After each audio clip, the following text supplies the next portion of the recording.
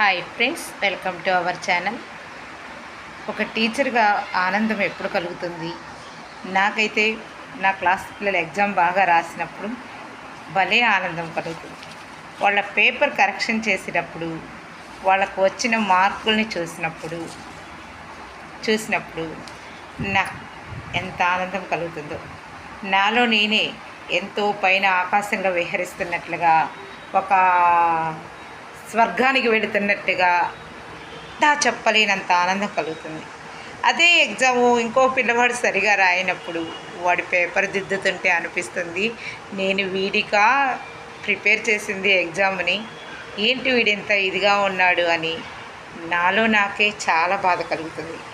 ఒక టీచర్కి వాళ్ళ కుటుంబ బాధే కాకుండా ఈ పిల్లల ఎగ్జామ్ రాయినప్పుడు కలిగే బాధే ఎక్కువగా ఉంటుంది. ఏ ప్రాబ్లమ్స్ అయినా ఎలాగైనా సాల్వ్ చేసుకోవచ్చు. పిల్లలు ఎగ్జామ్ రాయలేదంటే మన మీద మనకే నమ్మకం పోతుంది కదా. ఏమంటారు?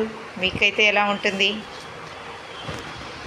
ఎందుకు వీడి ఎగ్జామ్ బాగా రాయలేదు, ఎందుకు మనం చెప్పేది అర్థం కావట్లేదా అనే క్వశ్చన్లు నాకు చాలా మైండ్లో మెదులుతూ ఉంటాయి. రీసెంట్గా మొన్న ఒక ఎగ్జామ్ రోజు ఒక పిల్లవాడు ఎగ్జామ్లో క్వశ్చన్లు వచ్చినా ఏమి రాయలేకపోయాడు. ఏరా అన్ని క్వశ్చన్లు చదివావుగా, ఎందుకు రాయలేదురా ఎగ్జామ్ అంటే, తప్పులు పోతాయని భయం వేస్తున్నాడు.